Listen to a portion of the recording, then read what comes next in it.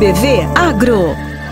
As notícias de agricultura, pecuária e a vida no meio rural. RBV Agro. Olá, está no ar mais uma edição do RBV Agro. Oi, Angélica. Oi, Murilo. Oi para todo mundo. Sejam todos muito bem-vindos ao nosso programa. Desde já, muito obrigada pela sua audiência. A partir de agora, no rádio e na internet, você confere os assuntos que interessam ao homem do campo e também a quem mora na cidade. Em nome da Beagro Comércio de Máquinas e Equipamentos Agrícolas, vamos agora aos destaques do programa. Destaque do RBV Agro.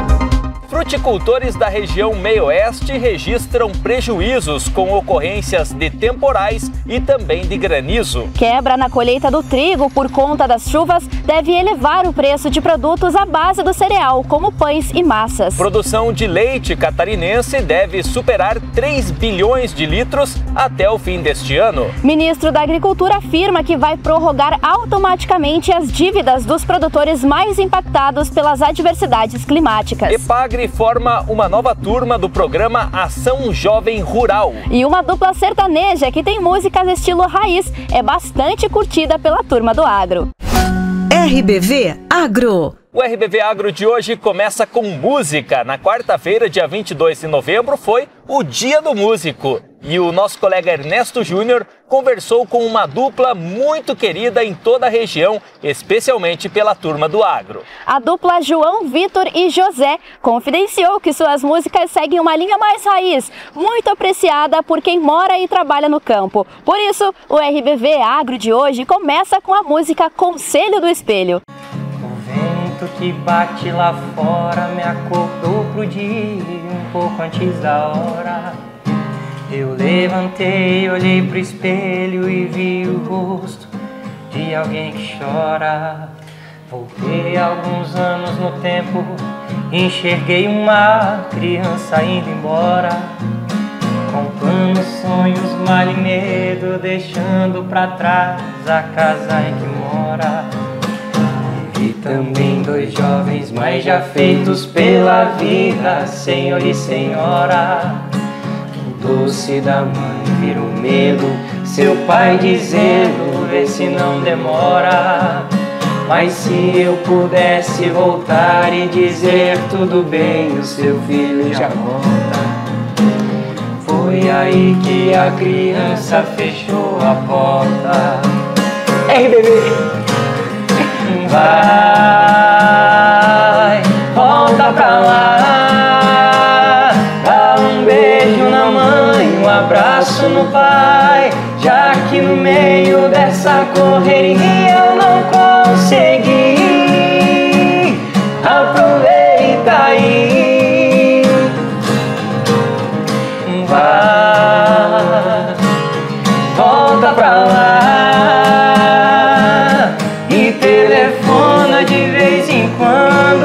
Falo eu te amo, faz tudo que eu não fiz, aproveita aí. Esse foi o conselho do espelho que eu dei pra mim. Ao vivo! Muito obrigado, meninos. Prazer obrigado, ter vocês aqui nesse Dia do Músico. Parabéns aí pela carreira de vocês, pelos sucessos. Muito obrigado novamente. Agradecer, né, Zezinho, Ernesto, toda a equipe da RBV, pelo espaço que sempre abrem pra gente aqui. É uma alegria sem tamanho poder contar com vocês, que tem um alcance tão gigante e do tamanho do alcance também o coração, por sempre abrir as portas pra gente. Obrigadão demais. RBV Agro. As perdas da agricultura por conta do excesso de chuva já foram tema de várias reportagens por aqui. São prejuízos na colheita e plantio de grãos, hortaliças e frutas que atingem não só o produtor, mas também o consumidor, que já sente a escassez e o aumento no preço em vários itens. É, exatamente, Murilo. E é o seguinte, se não bastasse isso, a chuva da última semana veio acompanhada de granizo e também atingiu em cheio pomares de frutas de caroço já em ponto de maturação. Alguns produtores de ameixa e pêssego tiveram 100% de perda e outros acabaram comprometendo a safra toda, pois as frutas que não caem do pé ficam com marcas que diminuem a qualidade dos produtos. Você confere agora na reportagem de Douglas Alves e Wilson Antônio. Olha só, pessoal, que tristeza. Uma dor no coração ver isso. Gilberto Risse, da comunidade de São José, interior de Videira, foi um dos prejudicados também com granizo. A chuva de pedras de gelo atingiu pomares em meados de novembro e muitos produtores tiveram 100% das perdas, a exemplo de Marcelo Grassi, da comunidade de Aparecida. O granizo veio com tudo e não vai ser aproveitável. Mas nada, não vai ser aproveitado nada mais. A gente já tinha levado uma passada de granizo em outubro, já tinha estragado bastante e tal, mas um pouquinho a gente conseguiu salvar ainda, né? Ainda ia ter uma safra razoavelmente boa, né? E agora levou tudo. Foi pedra de cair de punhado, nunca vi uma coisa igual. Questão dos queimadores, estavam funcionando? Como que estava a situação aí? Pois é, esse negócio dos queimadores está meio complicado. Está funcionando, estão abastecidos, estão cuidando, só que eu acho que eles estão, não sei por questão de economia ou o quê, tá muito devagar, tá ficando tipo muito pouco tempo ligado, perto dos temporais que estão vindo. Então a gente sabe que precisa de várias horas assim, ligar várias horas antes de vir a nuvem, né, para funcionar bem, né, para ter uma eficiência boa. E não é o que está acontecendo muito bem, né. A gente já tinha a previsão, né, que aquela noite ia vir temporal feio, né. E pediram para ligar, depois pediram para desligar, depois pediram para ligar de novo em cima da hora. Daí não tem o que fazer. Era uma noite que talvez dá um custo maior, né? Mas deixa desde o início da noite ligado os queimadores. Né? Seria o menor prejuízo, né? Isso. Com certeza ia vir, porque foi muito feio, né? A nuvem foi muito violenta. As pedras que caíram, mais ou menos que tamanho que era? Ah, cara, vamos dizer o quê, mano? As maiores, uma moeda de R$1 quase. Mas a maioria mesmo foi um pouco mais fina. Mas foi muita, em quantidade muito grande. Qual que é a produção tua aqui, a área de produção onde foi atingido pêssego, ameixa, qual que foi a tua área? É difícil ainda dizer um número exato, né? Pois depende muito do desenvolvimento ainda das frutas. Já vinha bastante batido do outro granizo, então ia ter um pouco de perca já na câmera, né? Mas eu calculo assim, jogando meio por baixo, mas 100 toneladas perdidas. Dessas 100 toneladas não dá 1 quilo, eu acho que não esteja batido. Estivemos então vendo com a situação aqui do pêssego, né, a questão aí da queda de granizo, que infelizmente aí 100%, né, das frutas perdidas. A gente vai saber um pouquinho como que tá também a ameixa, que também já está pronto para colheita, né? Mais uns dias já está pronto para colheita. E ver como que tá a situação então das ameixas também aqui no pomar do Marcelo Grassi. E agora estamos aqui numa área também de plantação de ameixa, né, ameixa Fortune. E a gente pode perceber aqui que houve uma poda, né, das folhas, parece que arrastou com as folhas aqui, né, ficou apenas o talo. E também o grande estrago que aconteceu também nas ameixas. Marcelo, mostra para nós aí como ficou as ameixas, umas maduras, prontas já, quase para colheita, né, daqui uns dias, e as verdes ainda, né, bastante danificadas. Isso. Essa aqui é uma ameixa que iria sair daqui uns 15 dias, mas ela está começando agora a trocar de cor, né? Essa aqui também era uma ameixa que estava verde. Olha o estrago que fez isso aqui. Chega de ser inacreditável. Parece que bateram muitas vezes na mesma ameixa. Sim, meu Deus. É incrível. O que aconteceu aqui foi algo que nem meu pai, que já tem uma certa idade, eu nunca tinha visto na vida dele. Agora, do tipo que tá, vai ser derrubado, vai ter um aproveitamento também. Geralmente o pessoal, tanto o pêssego, né, se não tem doença, quanto a ameixa para fazer suco, alguma coisa assim? Talvez o pêssego para suco, né? Vamos ver se conseguimos alguma coisa, né? Se não conseguir, é derrubar e deixar no chão. A ameixa também, a ameixa acho que não vai ter saída assim para suco. É chegar e balançar os pés e deixar cair tudo.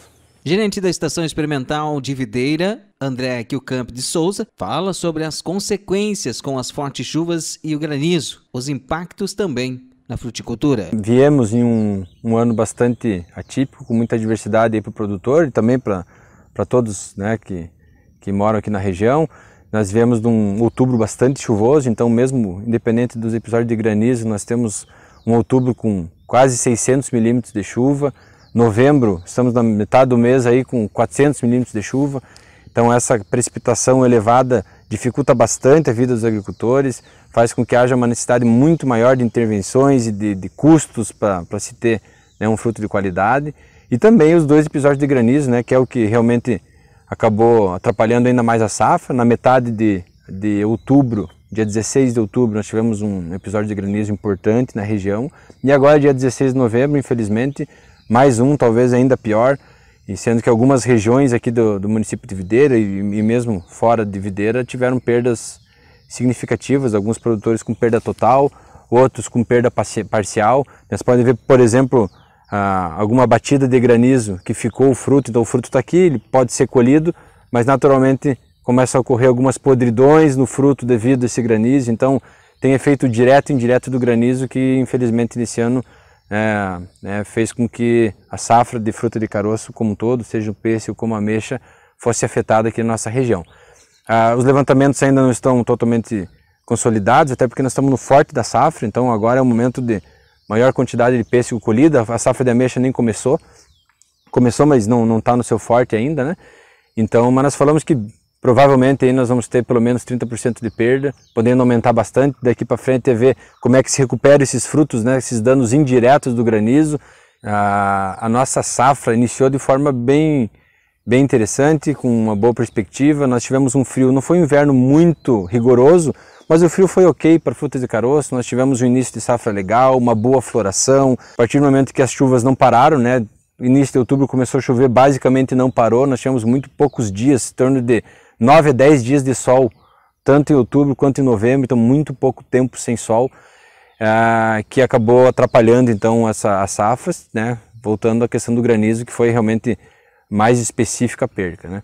Então realmente é uma safra bem difícil. Nós temos que avaliar, vocês podem ver os consumidores no mercado, né? O fruto está mais caro, está com dificuldade de chegar, nós temos problema de logística, né? Várias comunidades sem acesso, então dificulta inclusive a colheita e a logística até os mercados. Nós, dependendo a época, a semana que foi colhido o pêssego, ele pode estar sim um pouco menos colorido, ele pode estar sim com uma acidez menor, um pouco menos de cor, mas em contraponto, em algumas épocas, né, se chega a colher numa semana com mais sol, nós vamos conseguir manter qualidade. E nós temos produtores muito tecnificados em Santa Catarina, e apesar de todas essas dificuldades, o fruto que chegar na mesa do consumidor vai chegar com alta qualidade devido ao esforço aí de toda a cadeia produtiva.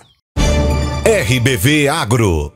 O ministro da Agricultura, Pecuária e Abastecimento, Carlos Fávaro, garantiu nesta semana que o governo federal não deixará os produtores rurais brasileiros inadimplentes por questões climáticas. A declaração foi feita durante uma reunião com representantes do Rio Grande do Sul, Santa Catarina, Paraná e Bahia da Câmara dos Deputados. Exatamente. Fávaro também explicou que o Ministério da Agricultura e Pecuária vai prorrogar automaticamente as dívidas dos produtores mais impactados pelas adversidades climáticas. E como exemplo, Fávaro lembrou que os financiamentos do trigo junto ao Banco do Brasil, que venciam no dia 30 de outubro, foram prorrogados por 2 anos automaticamente. Além disso, o ministro propôs a criação de uma força-tarefa para que os municípios que se encontram em estado declarado de emergência possam se cadastrar no programa do MAPA de recuperação de estradas vicinais.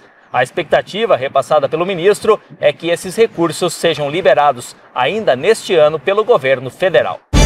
RBV Agro. Quebra na colheita do trigo por conta das chuvas deve elevar o preço de produtos à base do cereal, como os pães e massas. Acompanhe. Em Santa Catarina, o trigo está em fase final de colheita e deve ter redução de 28% na produção em relação à safra anterior, devido ao excesso de chuvas em outubro. A informação é do Boletim Agropecuário de novembro da Epagri-Cepa, o Centro de Socioeconomia e Planejamento Agrícola. A quebra na safra de inverno pode gerar aumento do custo do cereal, o que vai refletir no aumento do preço de produtos como massas e pães. No entanto, ainda há outros fatores que influenciam no preço do trigo, produto tradicionalmente importado pelo Brasil, especialmente o trigo vindo da Argentina. O engenheiro agrônomo Haroldo Tavares Elias, analista de pesquisa da Epagri-Cepa, explica que a diminuição da colheita de trigo na região sul do país deve impactar os preços a médio prazo. prazo. Nós vamos ter um volume disponível no mercado interno bem menor do que safra anterior. Mas o trigo também depende muito do mercado internacional, né? Então depende da disponibilidade do produto também no mercado externo.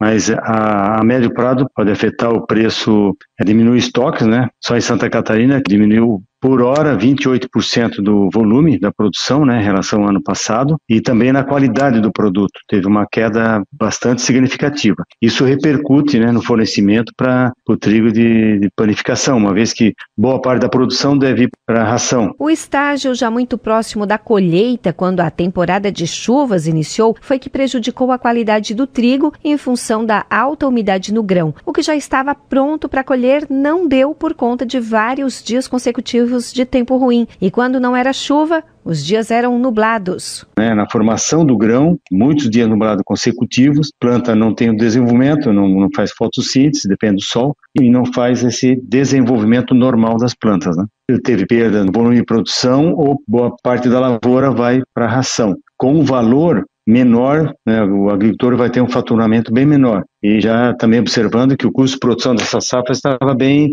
elevado em função dos fertilizantes, né, desde o começo do ano, e os insumos. Os preços recebidos pelos produtores de trigo em outubro deste ano estão 40% abaixo dos valores registrados no mesmo período de 2022. O receio é que essa situação de agora, com perda de lavoura e de qualidade, desestimule a produção de trigo em Santa Catarina, como observa o analista de pesquisa da Epagri-Cepa, Haroldo Tavares Elias. O trigo teve uma evolução bastante grande na área cultivada, né? E essa safra, com efeito El Niño, ele pode desanimar o produtor, em próximas safras, ter a diminuição de área, né? Isso pode ser uma repercussão, lógico, uma cultura de risco, né? Assim como feijão também, que tem uma sensibilidade a mudanças climáticas maior do que outras culturas, né? Então isso pode ter uma sequência na próxima safra. Em Santa Catarina, as maiores plantações de trigo estão entre o Planalto Norte até o oeste e extremo oeste catarinense. Essa safra de inverno do trigo já era para estar sendo substituída por plantações de soja, que estão com início atrasado também por conta das chuvas. De Florianópolis, da Rede de Notícias Acaerte, Patrícia Gomes. RBV Agro. Vamos agora ao intervalo, nós voltamos já já com mais destaques do agro. No próximo bloco você acompanha a produção de leite em Santa Catarina continua em alta e deve superar os 3 bilhões de litros até o final desse ano. Audiência pública na Alesc debate a adulteração do mel em Santa Catarina. E mais, você também acompanha uma reportagem especial sobre a formatura de uma nova turma do programa Ação Jovem Rural. RBV Agro. As notícias de agricultura, pecuária e a vida no meio rural. RBV Agro.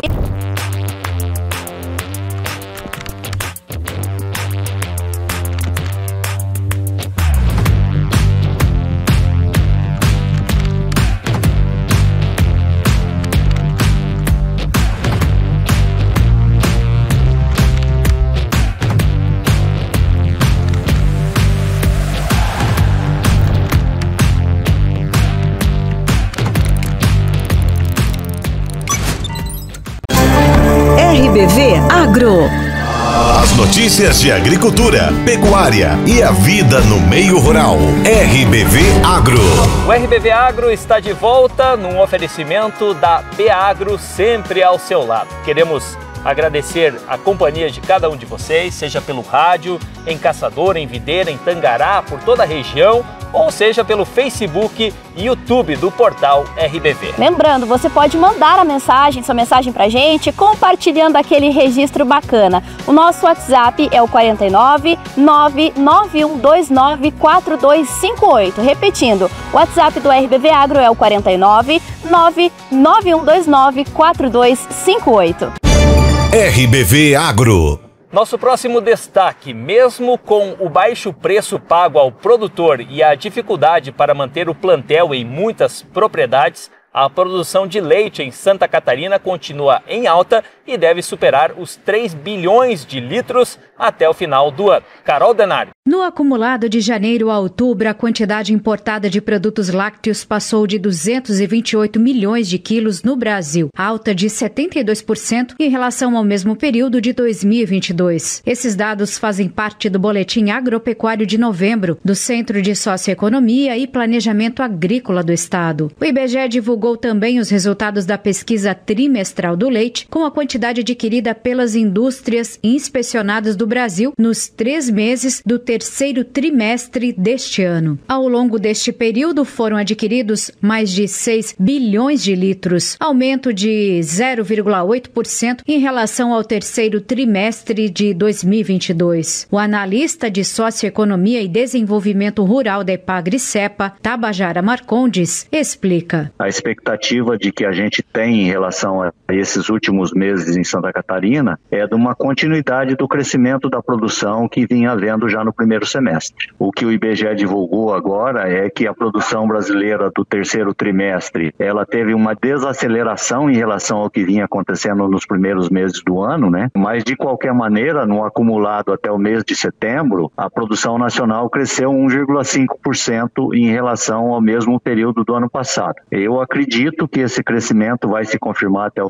final do ano. Então, ao contrário do que aconteceu de 2020 para 21 e de 21 para 22, quando nós tivemos um decréscimo da produção leiteira brasileira, acredito que o ano de 2023 vai ser um ano de uma leve recuperação da produção nacional e da produção catarinense ainda mais do que isso. Nós devemos ter um crescimento bem mais significativo do que acontece nacionalmente. A produção industrializada do estado chegou perto dos 3 bilhões de litros de leite em 2022. Já a expectativa de produção catarinense para este ano é positiva. O nosso cenário é de crescimento da produção leiteira catarinense num percentual bem acima do nacional. No primeiro semestre nós tivemos um crescimento bastante significativo e que atingiu 8%. Então a expectativa é que a gente vai ter uma produção recebida pelas indústrias, industrializada no estado, bem superior ao que houve no ano passado, que foram os 3 bilhões de litros. Acredito que alguma coisa como 3,2 bilhões de litros não é improvável, ou 3,1 bilhões de litros, entre 3,1 e 3,2 bilhões de litros, tranquilamente Santa Catarina deve esse ano. Santa Catarina tem hoje, segundo a Epagri, cerca de 22 mil produtores comerciais de leite, ou seja, são os responsáveis por entregar o produto diariamente para as indústrias. De Florianópolis, da Rede de Notícias AKERT, Carol Denardi.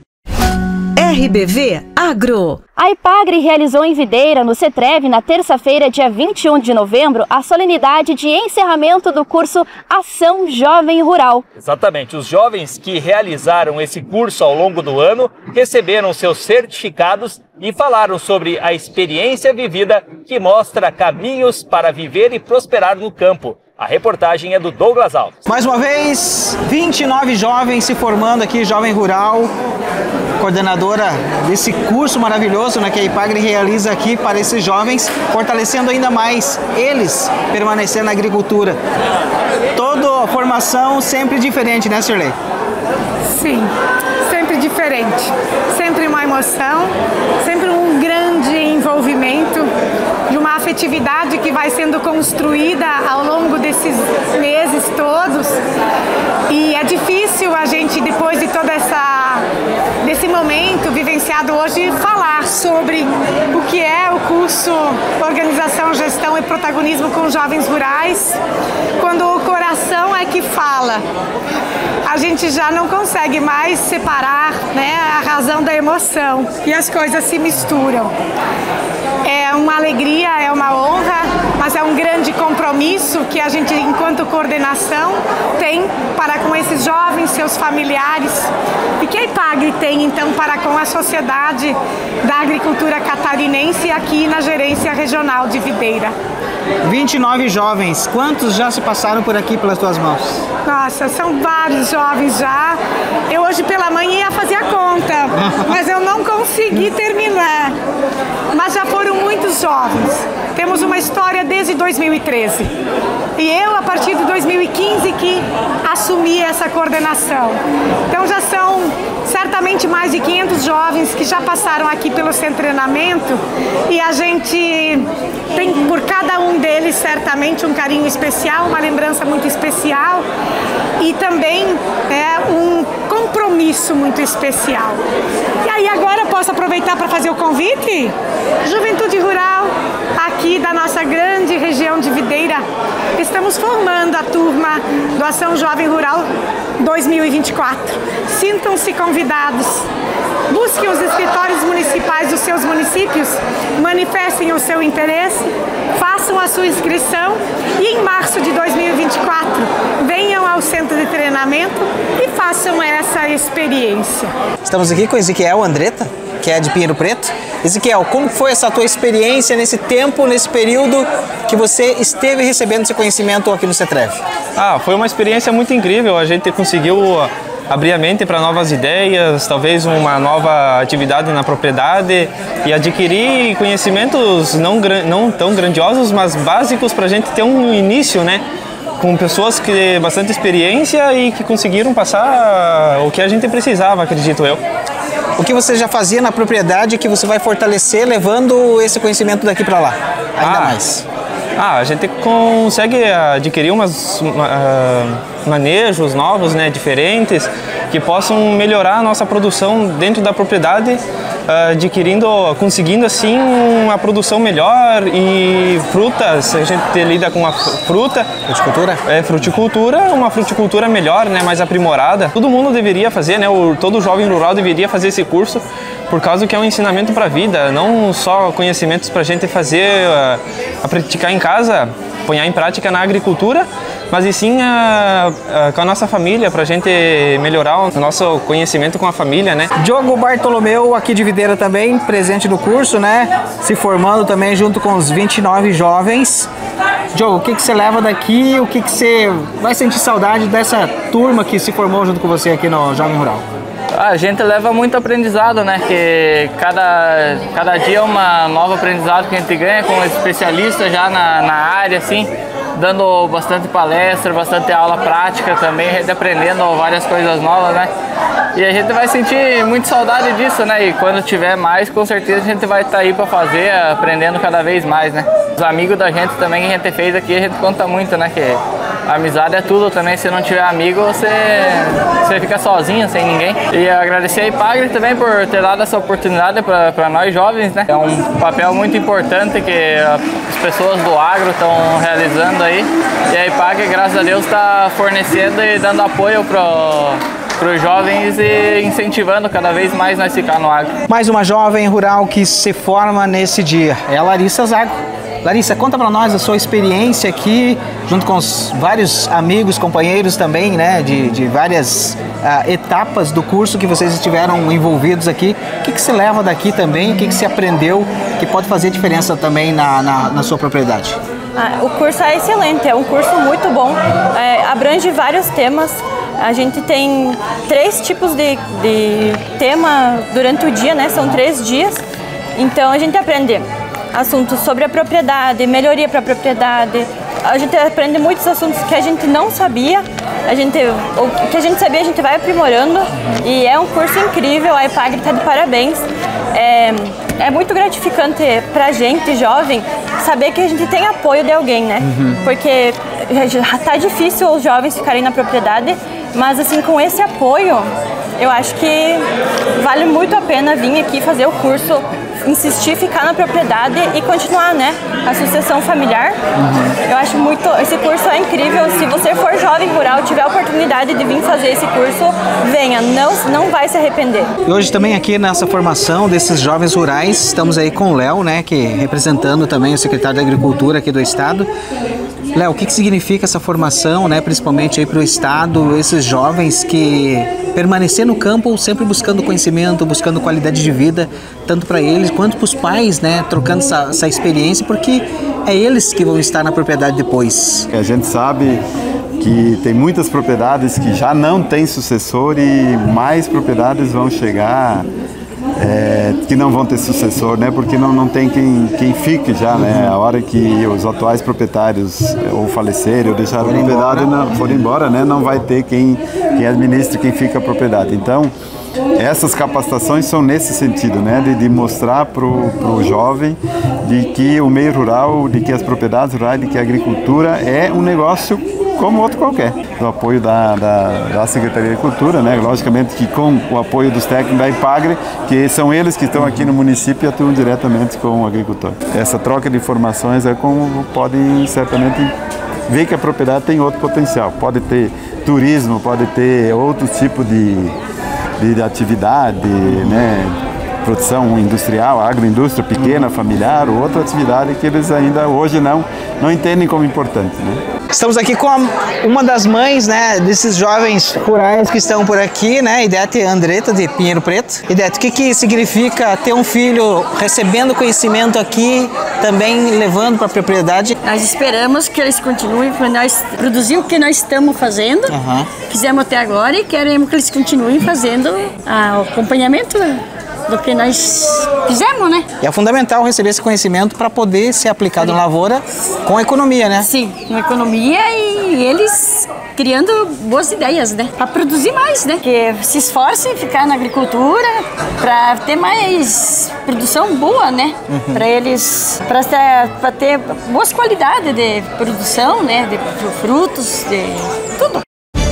RBV Agro. Avança o projeto de incentivo à sucessão familiar no campo. Mais detalhes com Larissa Mantovan. A Comissão de Finanças e Tributação da Assembleia Legislativa aprovou nesta quarta-feira projeto de lei de incentivo à sucessão familiar no campo. A proposta também tem o objetivo de estimular as famílias a traçarem estratégias de governança para a próxima geração a assumir a propriedade rural. De acordo com a justificativa do texto, a intenção é buscar meios de garantir a continuidade da agricultura familiar por meio de políticas de sucessão geracional e fortalecimento do segmento em Santa Catarina. A matéria, de autoria do deputado Maurício Scudilarque, do PL, é uma alteração na lei que criou a Política Estadual de Estímulo ao Empreendedorismo do Jovem no Campo, sancionada este ano. O projeto de lei segue para análise da Comissão de Trabalho, Administração e Serviço Público. Da Rádio da Assembleia Legislativa, repórter Larissa Martinelli. RBV Agro.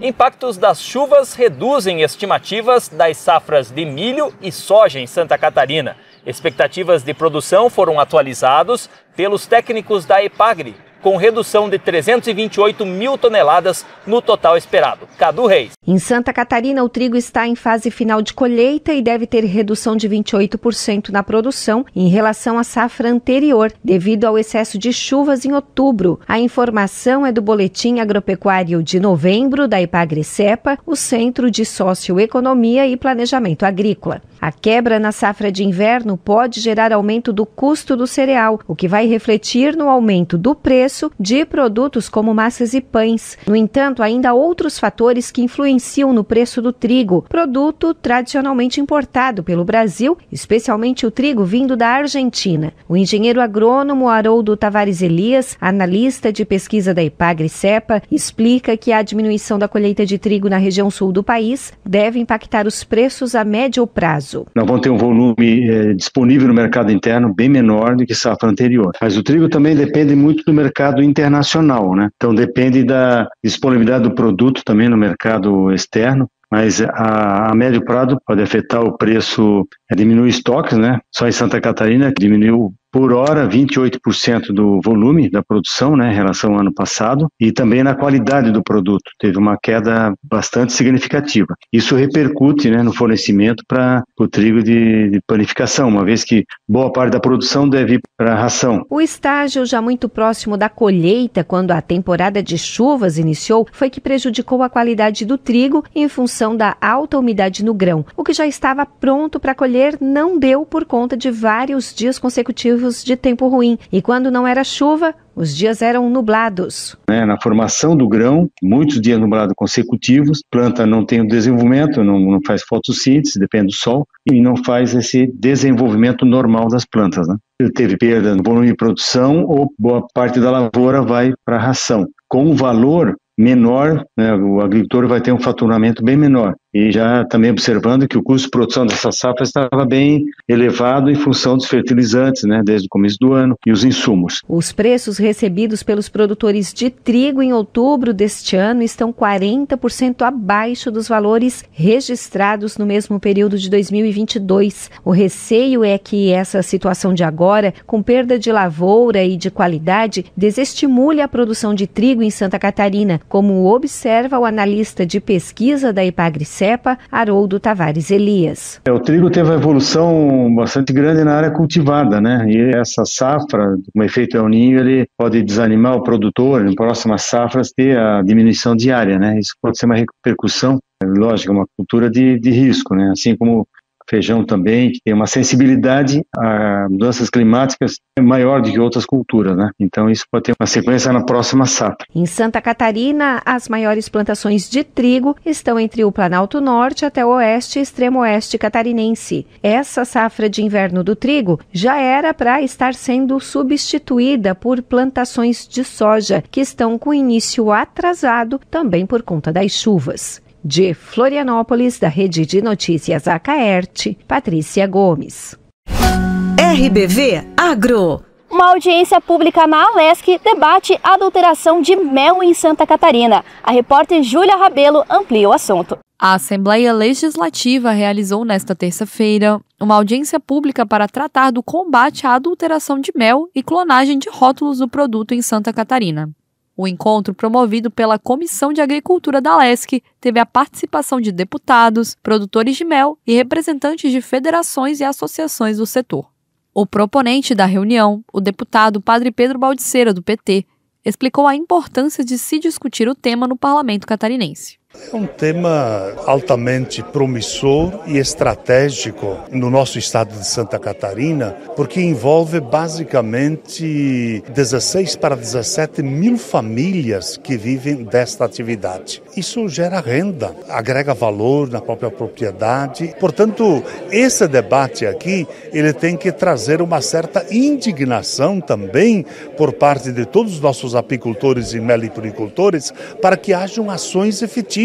Segundo Ivanir Sela, presidente da Federação das Associações de Apicultores e Meliponicultores de Santa Catarina, a questão é ainda mais evidente pela visibilidade e reconhecimento mundial que Santa Catarina possui no mercado. É o segundo produto alimentício mais adulterado no mundo, só perde para o azeite de oliva. Santa Catarina nós temos um problema maior por ser um estado referência em produção e qualidade. Então, estelionatários visam muito Santa Catarina para usar nossas marcas e dizer que é mel aqui do estado e colocar no mercado dizendo que é mel catarinense, pelo fato de Santa Catarina ter um bom nome, vamos dizer, nesse setor. Também participaram da audiência os deputados Altair Silva, do PP, presidente da Comissão de Agricultura, Antídio Lunelli, do MDB, e Marcos da Rosa, do União Brasil, que defendeu a intensificação do debate sobre o tema na Alesc. É muito importante, nós como agentes políticos precisamos combater todo tipo de falsificação. Especialmente, nós temos que preservar, nós temos que ajudar, desenvolver políticas públicas para combater a falsificação